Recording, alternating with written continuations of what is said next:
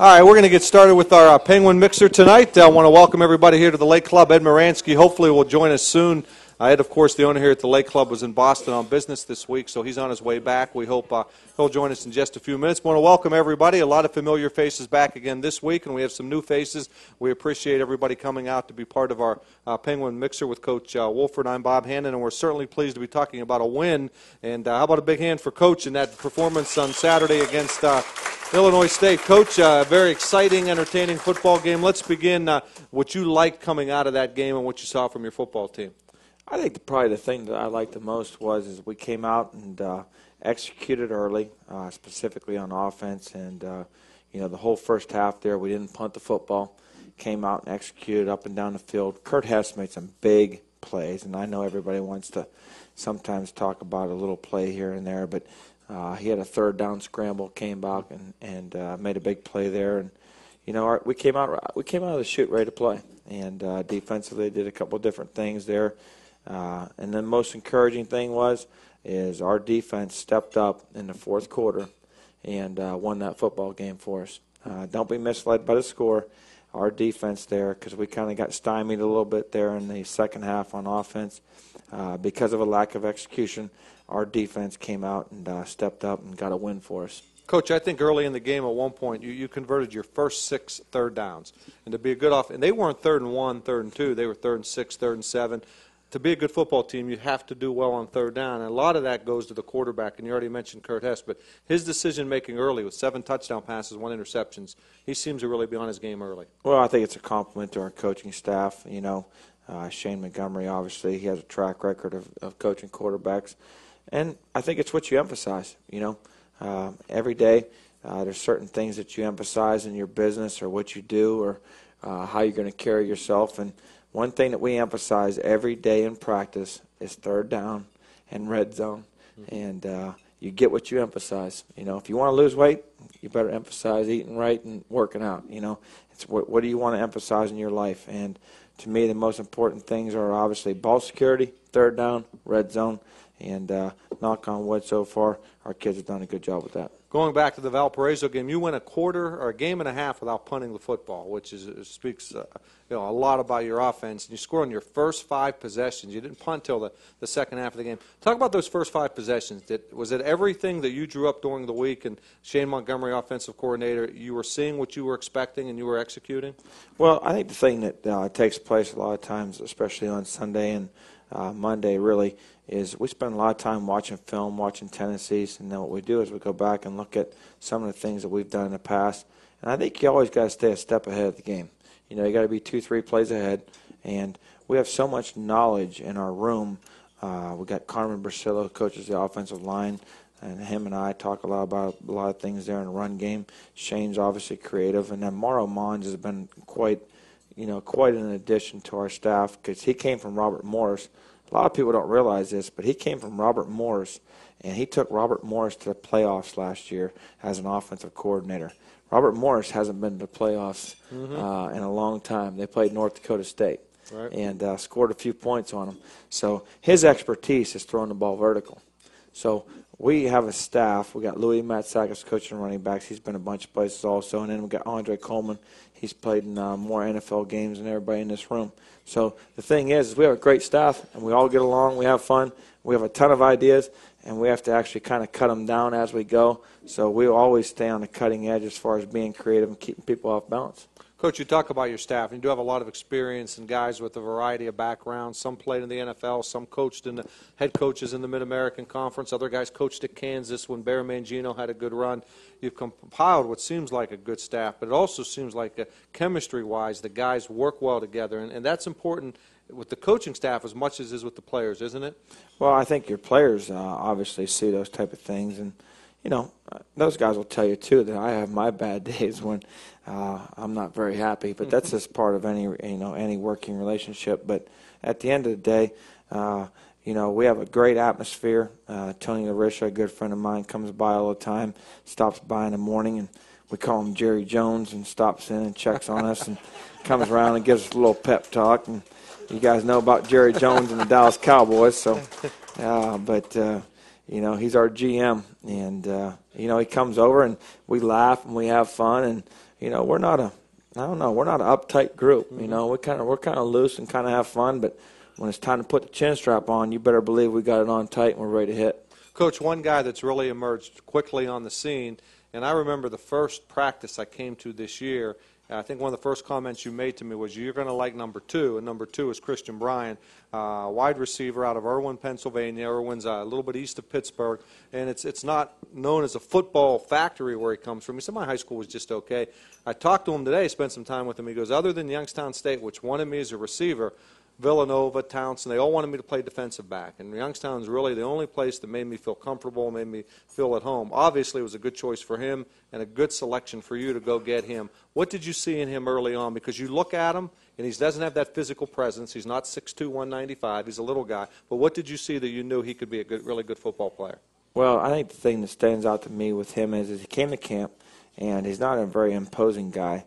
And he came into camp, ran great routes. He was tremendously competitive, always found a way to catch the ball, didn't make excuses, didn't walk around with bad body language. Mm-hmm. That's one of the things I'm really into right now is just watching people when they have success or not have success, especially when things aren't going their way, what's their body language like? And I think that tells you a lot about them, and then you have to know a little bit about their background and how they were raised. And, his dad was in the military, so he's got a tough background. He's moved around. He understands adversity. And all of us in this room, we have adversity all the time. And that's when you find out who you are. And he's had some of that, but he's been a great addition to our football team. He is a Youngstown football player. Mm-hmm. He might be from Pennsylvania, and we love Western Pennsylvania, but he is what we're all about. And I think he's got a very bright future, and there's going to be a lot of people wearing that number 2, I can assure you that.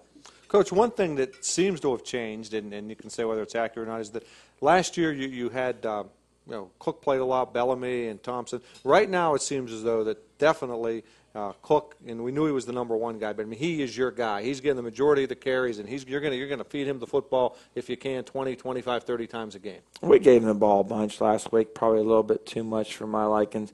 If you're going to play 16 games, that means you're in the big rodeo. Mm-hmm. And, you can't get them wore down, you can't get them beat, and that's what Youngstown's all about, playing 16. We're not interested in playing 11 or 12, So we got to get Jordan Thompson in there a little bit, right. And we got to get Bellamy in there a little bit. And I like to keep guys fresh at all times. And, there's no I in team. Cookie, if you're tired, tap out. We'll get the next guy in.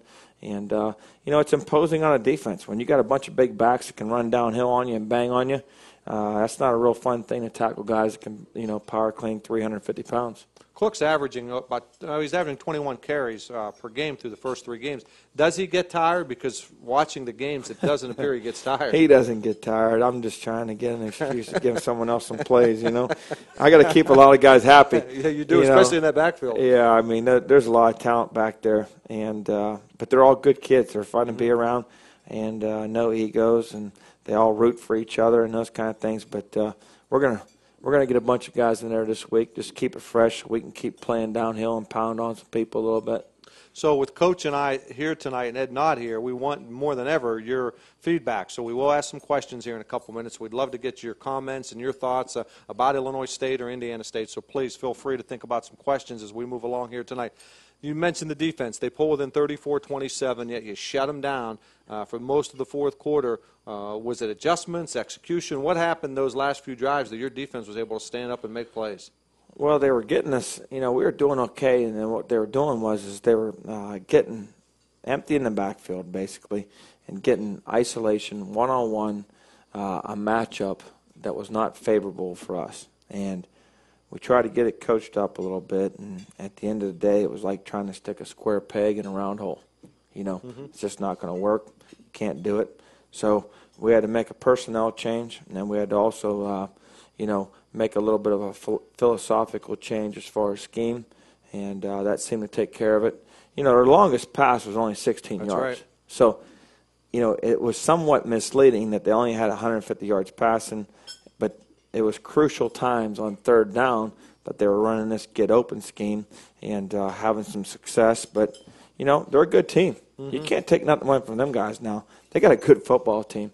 Illinois State's a good football team, and if they don't fold it up and keep playing, they're going to be somebody to reckon with because they're very skilled, very talented. They're going to win some games in the league, especially with their offense. I think you hit on something. It wasn't like Brown threw for 300 yards. I mean, he didn't hit any big plays downfield. I think after the game you called it that little pivot play over the middle was what they were hurting you on. But when it counted, you stepped up and made the plays. Well, I think that's a sign of a good defense, bend but don't break. And, I think we've kind of changed it a little bit philosophically. You don't have to pressure and get sacks and all those things. The whole thing is somewhat containing the team. Don't give up big plays. And we didn't give up any big plays. We gave up a couple big runs there early on, but that was because of a lack of execution and assignment. It wasn't a schematic breakdown. And we match up a lot better today than we ever have since we've been here. And that's because our staff's done a good job recruiting. And, at the end of the day, Jimmy has to be able to cover Joe. If Jimmy can't cover Joe, you got a problem.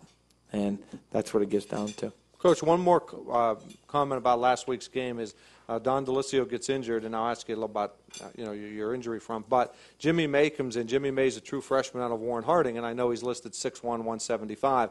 And knowing you, at some point he's going to be 6'1", 195 because you're going to get him bigger and stronger. But are you comfortable? And that cornerback position's tough because there are a lot of good receivers. And is he ready to go right now? He's ready to go. He had a great week. Yesterday he had a great practice, one-on-one, using his hands, being physical. And Jimmy's a guy that can flat out run. We just have to continue to emphasize him being physical, and he's committed to it. I think he's got a bright future also. And the thing that's probably most encouraging him is this morning. Now this is a college kid. He was in watching film at 7 a.m. Yeah, that's awesome. So that tells you a little bit about his character and his makeup, and it's important to him. And it's not the last time you're going to hear about Jimmy May. How are you? I mean, you had some guys banged up. How do you look there injury-wise? I think it's part of the game. You can sit here and make excuses and worry about whether a guy gets hurt or not. But at the end of the day, someone gets hurt, someone else is expected to step in and play at a high level. He may or may not, but, hey, we're still going to play the game. Right. And, that's why we coach them. That's why we have two-a-days, and that's why we work, second-team guys get reps too. And you never know. I always tell our kids this. Even though you may be listed as a second-team player, you're only one play away from being in the game. And how do you know it's not going to be a crucial time of the game? And you can have the philosophy or the mindset that Donald gets hurt, okay, and the whole team can go flat. Right. And then all of a sudden, all your mojo and everything is gone. Like if Jermaine Cook somehow gets hurt, right. Is our mojo gone? No. We have other guys that in line that are expected to play at a high level. And that's what you have to instill in these guys at an early age, that even though you might be second or third, these other players understand these guys are pretty good players too. And you're expected to go in there and play. Right. That's your opportunity. And whether you go in and play at a high level, that's your preparation and your focus. Well, one area that does look considerably stronger this year is the depth. It looks like when we go to second guys or third guys, they're a lot stronger. And you see that on special teams, too. Thomas Sprague, I think, has been great on special teams. Dom Rich has made some plays on special teams. These are guys that could step in and play if need be. This week's opponent, Indiana State, maybe the most improved team in the nation from 2 years ago to last year. They've got 15 starters back, 6 on offense, 9 on defense. They came here and won last year 30-24. I'm telling you that if you don't know Indiana State, they were as bad as it was in 1AA football. I remember a game at Indiana State, you could count how many people were in the stands. That's how people were just disinterested, but it's changed. They're winning now. They've got confidence. I know you like their quarterback, Ronnie Fouch. You said earlier in the year, Matt Brown and Ronnie Fouch are the two best quarterbacks in this league. What's so impressive about Fouch? I think Fouch is tremendously accurate. When you talk about guys that have an interest in playing in the NFL, is you have to be accurate. And he's tremendously accurate. He's got a presence to him. And when he needs to, he can make plays with his feet. He knows how to manage your offense. He doesn't make bad decisions. And that's the key to a good quarterback. Right. He's not a pocket guy, though, right? But he's not a gambler. But he makes good decisions. And that's part of being a good quarterback, making good decisions. And, he's a guy that you will see in a camp next year. He was at the University of Washington behind Jake Locker. Who's in the NFL and was the first-round draft pick. Well, that's what I'm saying. Right, he's a good player. And, we got to contain him. And I think their run game's improved tremendously. They're not the Indiana State that everybody somewhat recalls. I mean, by no means. They are a good football team. They recruited well. This senior class that he has there right now is the same class that he played with that went 0-12, and they were all freshmen when he rebuilt the program. And they understand. They work hard. They play with passion. And we're gonna have a football game on Saturday. I can assure you that. Much like your team, they sit at 2-1. Their loss was to Penn State, as expected, and then they beat Butler, and then they were impressive last week, beating Western Kentucky in Western Kentucky 44-16. There was a time you would have never believed that Indiana State could beat Western Kentucky. Mentioned their run game. Shakir Bell had 221 yards rushing last week. That was a career high for him. What kind of back will we see on Saturday, and what's it going to take to slow him down? Well, Shakir, the thing I've seen is he's done a better job this year running with his pads down. He keeps his legs driving. And what I see is he's getting a lot more help from his tackles and tight ends, specifically in the blocking area. Harold Etheridge is their offensive coordinator. He's a guy that I've crossed paths with before in the past, and he's very creative. He tries to create confusion on defense. He tries to out-gap you. Basically on defense, everybody has a gap, so he's creative there and trying to out-gap you. And I think you got to be gap sound. And this game, I really believe, is going to come down to our defensive line being able to take care of the line of scrimmage. And our defensive line has played well, and we're going to continue to expect them to play well. And I think that's going to be one of the keys right now when you look at our defense matching up with their offense. I know their coach, Coach Miles, said he thought one of the keys last year in his team winning 30-24, and he's raved about your program this week in some of the quotes I've seen. He said we kept their backs in check better than anybody in the league, and that's why we won. He said we kept 35, which is Cookie, 84 yards, and the other guy, so we kept to 78. Because that was as good as anybody did against your team. So obviously you need to shut down their run. They're going to try to shut down your run. Their defense, what do you see about there? It looks like it's pretty athletic. They're very athletic. They run. They play hard. They got a couple defensive linemen, specifically 92 there, Ben Obasek. He's only a junior, but he's up for the Buchanan Award, which is the best defensive lineman in our level of football. And I watched him against Penn State on numerous times bend their guys over backwards. So the kid can play. He can flat out play. So 92 is going to be a guy we have to contain. And I think they have a little bit of a philosophy where they play things by formation, but specifically they try to keep things in front of them. Try not to give it the big play, because they know over time an offense probably will basically mess it up. Right. I always say, listen, just be patient, and I'm the last person that's patient, I can assure you. But an offensive, they get greedy, and they'll get greedy, and then they'll mess it up. But they try to keep things in front of them. They try to be creative there as far as by formation, doing some different things, and it's going to come down to us executing on offense. And I think the significant difference right now in us and last year is we're a lot better up front on the offensive line, and I think we're a lot better at receiver. I mean, we got some young guys at receiver, but you can't just cover Don Barnes. Right. You got to cover 3-4 guys right now. At the same time, Kurt's on point. And you're hitting your tight end, too. Your tight end's catching some passes. We always forget about the tight ends. But, we got a lot of guys that can catch the football, so you better know where they're at. Coach, they're all big, and obviously as you move along, every game each week's important when you're talking. But this game seems to take on really a lot of significance. You have two teams that may be a little under the radar. Everybody's talking Northern Iowa, North Dakota State. But both these teams with a win here position themselves to really make a strong run at a conference championship and a potential playoff berth. You see it that way? Well, my wife can attest and tell you that when I wake up in the middle of the night like I got out of a shower, that's usually a good sign. And it's just it's a stress-related business. They're all big games, and it doesn't matter who you play. You're always concerned, and they're all good enough to beat you because there's a lot of good football coaches out there, and they're good players. And you always second-guess yourself. You always question things. But at the end of the day, you got to believe in your system and your character and your foundation of what you're trying to do. And these kids have stepped up to the plate.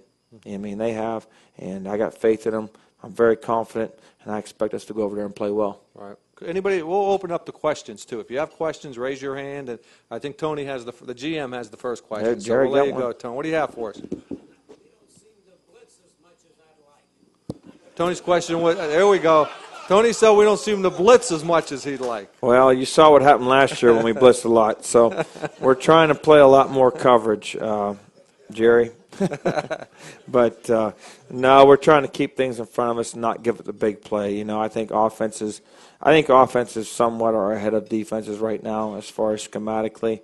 And if you have a good quarterback that can make good decisions, it's pretty tough to get to them. Right now, everybody's getting rid of the ball so quick. Now, if you're a team that doesn't have a very good quarterback, then you can blitz and get after them and cause all kind of frustration. But our system we have in place, you know, we have a pretty good idea when you're coming, and if you do, we try to make you pay. Will you blitz more Saturday? No, we're going to. No. Keep it straight. Make them drive 14, 16 plays. I like to make them earn it. I don't want to give them anything, you know. And now I might gamble on offense, but I'm not going to gamble on defense. You know, I like to keep things in front of you. Mm-hmm. Anybody else have questions tonight? And as we continue on about Indiana State, Illinois State, about the program, feel free. Go ahead. Question back here.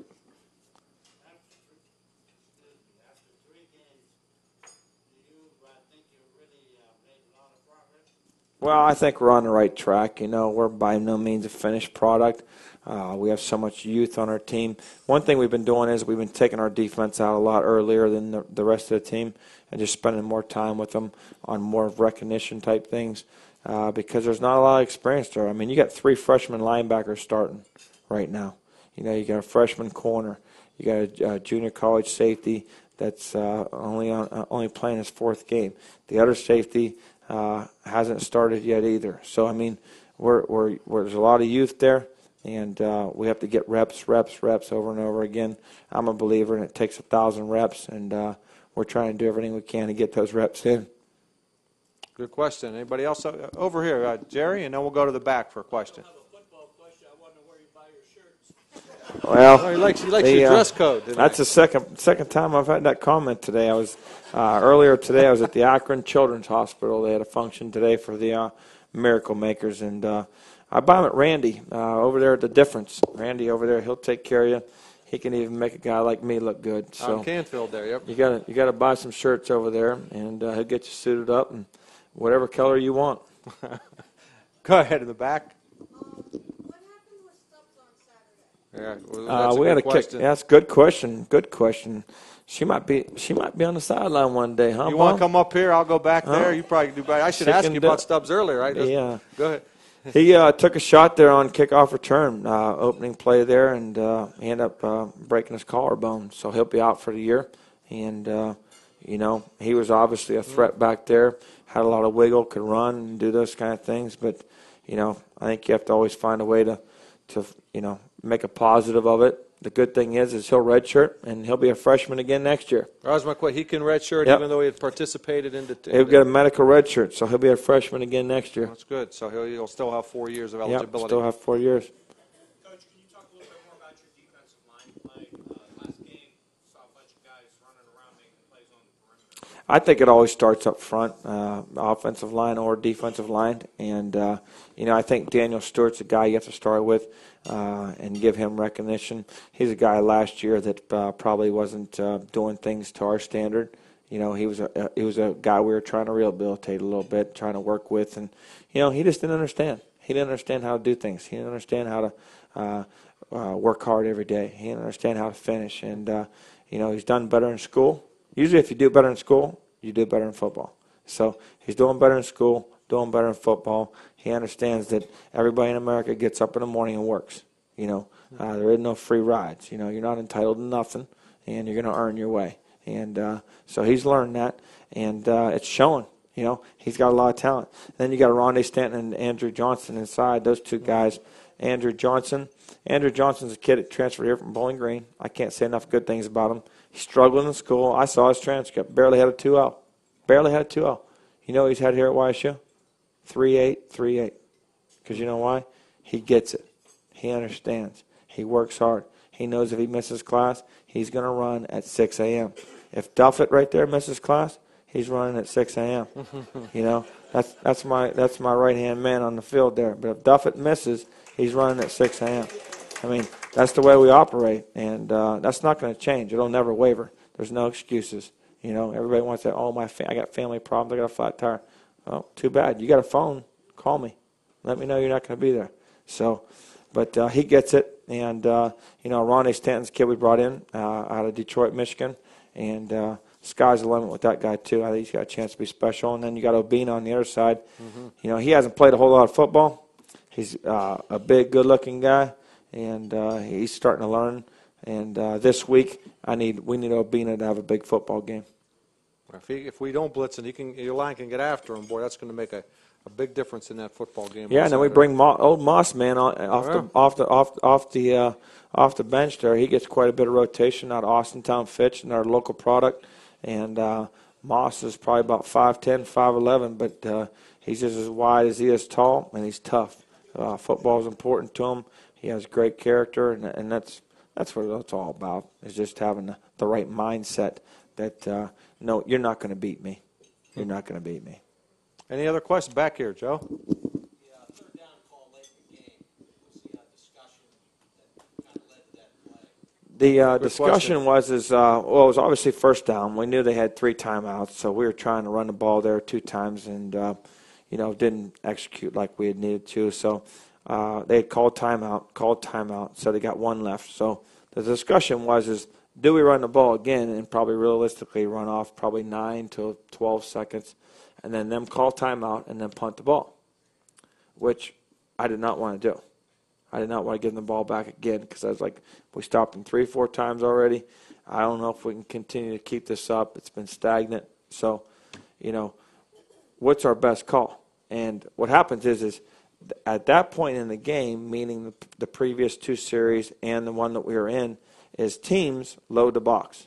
What does load the box mean? That means they put more guys in their area that you want to run the football than you can block.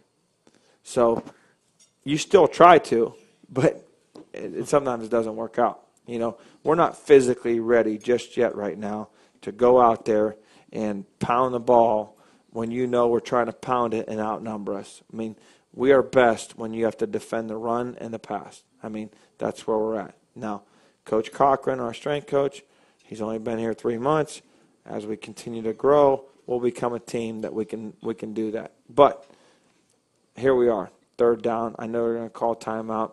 I'm like, this is like North Dakota State. Take a shot. I mean, let's make it happen. They're loaded down there. We got one-on-one out here. We feel like our guy's better than their guy. Kurt's better than him. Jelani Brassa's better than him. Let's take a shot. Worst case scenario, we run 4 seconds off the clock instead of 12, right, and it's an incompletion. So we took a shot. Boom, got it. Just like sticking a pin in a balloon. Bought. Coach, I thought was impressive about the play as well. 2 things is, one, I think 70% of the teams will run the football. Not that it's the wrong call, but most defenses are going to think you're going to try to get 5 yards to get the first down. You went downfield, and the coverage was good. You guys just executed better. I mean, the guy was right there. Yeah, we ran a Dino route, but, I mean, I'll take 6'4" all day. That's right. And put it up there. And, I mean, like I've said before, big players make big plays and big games. And Kurt Hess and Jelani Brassa. Jelani's a sophomore. Kurt's a sophomore. So that gives you a little bit of idea where we're going. And anybody else have a question out here? Good questions tonight. We appreciate nobody else. We thank you for coming and hope you'll be back here next week. We've got some giveaways yet. I know the offense is different now, but if Kurt Hess stays healthy and has he could bust all kinds of records here. I mean, this guy's on pace to do some incredible things here at YSU. I mean, he's special. Well, there's no question he's special, and I think that's a compliment again to Shane and our coaching staff. But, hey, you know what? Individual accolades are not of our interest. Right. I can assure you. We have one interest, and the only accolades we're probably worried about is when you're 40 years old and you walk into a banquet hall someday and somebody wants to see that ring and it's got a 1 on it, that's the only individual accolade we're worried about, you know. I mean, that's what it is. I mean, that's what this game's about, and that's the standard that's here at Youngstown. Championships, period.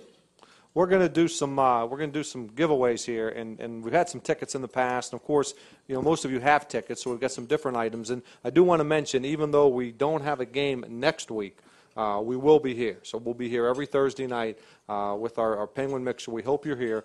I also want to thank these two guys to my left. They've done a great job every week getting out here, getting this set up. They eat like linemen, so Ed's got to feed them, but they do a good job. They're great. They busted their tail to make sure we get on and you can hear us here. I don't know, do we have the raffle today like we did with the numbers? If not, we can find another way with the giveaways. Also want to thank Jeff Crystal from Crystal's Catering. Jeff sponsors our kickoff, and Jeff, you got all your money's worth against Valparaiso because we kicked off 65 times against Valparaiso. But Jeff has Overture's Restaurant. Jeff's got the lunch for two. We're going to do that. And we've also got something different thanks to Rob Schmidt. We're going to do 5 giveaways tonight. We've got nail clippers. Penguin. Have you seen Penguin nail clippers before? Oh, look at that. We'll market anything to make. No, these are neat. We've got 4 we got more than that. We're going to do 4 of these, and we're going to do Overture's. Coach, I've got an idea on how we can give these away unless you've got an idea. I thought we'd do some trivia. No question. You're the man. Do some trivia. Maybe Yep. we'll do. The first clippers we'll give away, and I'll think of these randomly. And if you can come up with something, that's good. First person to answer, I'll just randomly pick when someone has their hand up. 90s, 4 national championships. Name the quarterbacks that led YSU to 4 national starting quarterbacks. Doc Mincy. That's 1. Ray Isaac. No help. He's got to do it on his own. Mark Brungard. That's it. There were 3 quarterbacks. Good job, Doc.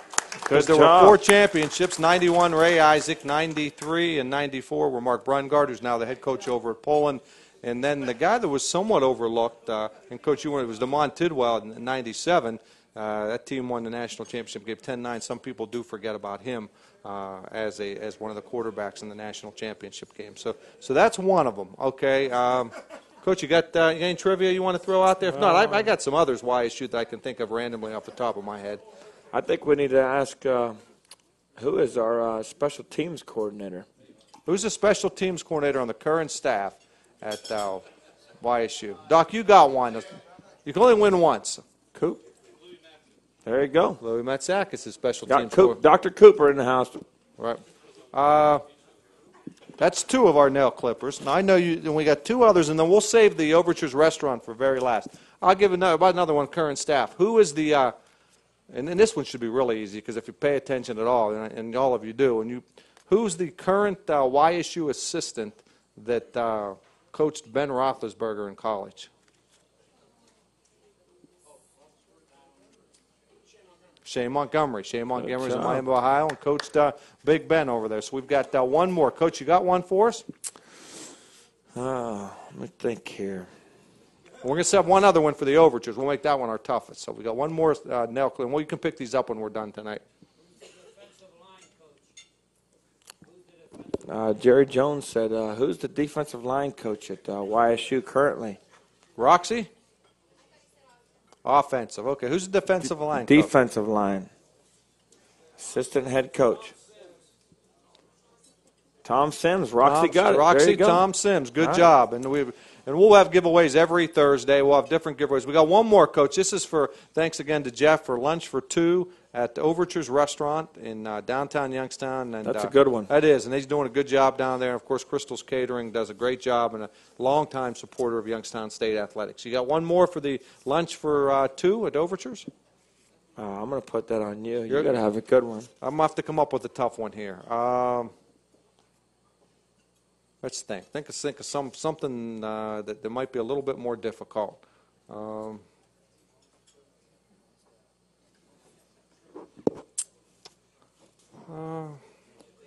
struggling here, Coach, to come up with a tough one. Yeah, where's Ed tonight? We're trying to figure out where Ed is tonight. Good. You got a question, Doc? All right, go ahead. What's the notoriety of Coach Coleman? Want to go with that one? Duff got it right there. He was coached by Bobby Ross at the San Diego Chargers, a VMI graduate, and he played for the San Diego Chargers, and he has a Super Bowl. And he's in the record book because Longest return in the Super Bowl. Was it a kickoff? Yep. It was a kickoff, right, in the Super Bowl. So good job. We'll good job, Duff, Doc. man. That's right Coach there. Coleman. Hey, now, Dr. Duffett, if baby Duff goes to school, you can take him to lunch. If not, you need to take your lovely wife. Hey, that was a good one, and we appreciate your coming out on Thursdays. Couple final things, Coach. We'll be on with our pregame show on 570 WKBN. Ed will join me, and Zach Humphreys will be on 1:30. Kickoff set for 2:05. It's also Gateway Game of the Week, so you'll get some good exposure there. Gateway, Missouri Valley Conference Game of the Week.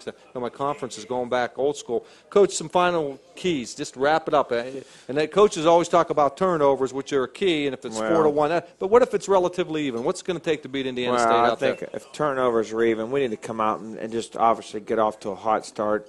And I think you just need to be able to continue to focus for 60 minutes and play like you're capable of, execute. We got great game plan. We have a great game plan in place right now, and we're already ready for some adjustments. And just play like you're capable of, play like you're expected to. We've been talking about all this year, all this camp, about being able to go and find a way to win on the road, to be a team that's focused on just going 1-0 this week. Don't worry about individual accolades. Just take care of business. Just kind of like a guy that saws wood. Just keep sawing wood, keep sawing wood. Good things are going to happen to you. That blue-collar mentality that this valley has. And play like you're expected to. I mean, this is Youngstown State. There's a standard here. You're expected to play hard, out-hit people. When you go to someone else's house, you're expected to play, just like you're at home. And we have a great crowd here, and obviously that showed up last week, but we're going on the road, and we know that all you'll be watching, either listening or watching in some way, and, let's go make it happen. Let's bring something back home and make something good happen in this community again. I want to say one last thing as we wrap up about Coach. And I was driving into work this morning. I heard him on the radio. I was part of Akron Children's Hospital's Radiothon 2 days before. We have a big game on Saturday. I mean, if there's a charity, if there's something out there, he's got the Stone Unturned Foundation. I know he does a lot with us at our United Way. I mean, this guy gets involved with everything in this community. I mean, if there's something out there, he gets involved and he's part of it. And, I mean, there's a lot more to it. The most important thing is winning football games because that's what you're judging on. But, man, you've really embraced what's happening here. I know you're from here, so it maybe makes it a little bit easier. But you're everywhere, Coach, and that's commendable. That speaks volumes about it. I appreciate you saying that. Yeah. But we're listen, when we get back to winning like we're supposed to, it's going to be because of this community. And it's not going to be because of one person. I said that when I took the job. There's not one person that's bigger than this program. It's a community effort, and we're going to do this thing together. And I know one thing, we're going to celebrate together. That's it. All right, we'll see you back here next Thursday night, and everybody tune in on Saturday. Thanks for coming, everybody.